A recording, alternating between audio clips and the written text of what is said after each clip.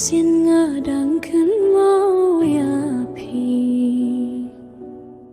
Habang adon marwe katno nga sngev pinja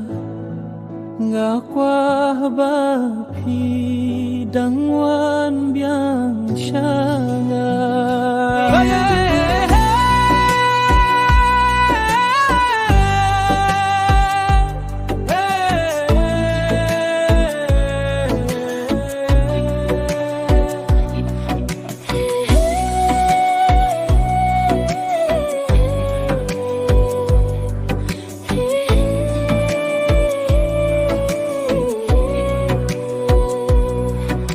Jingit bangalay happy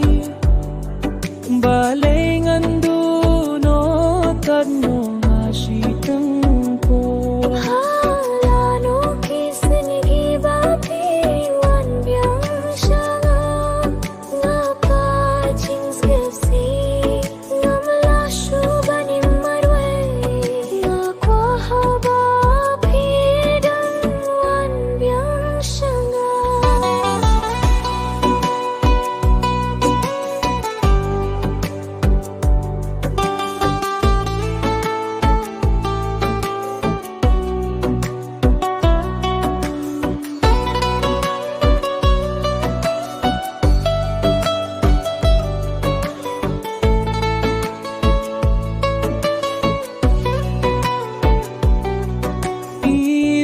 kwa ba phi wan phai shanga ngadang apia phi ha du ba phi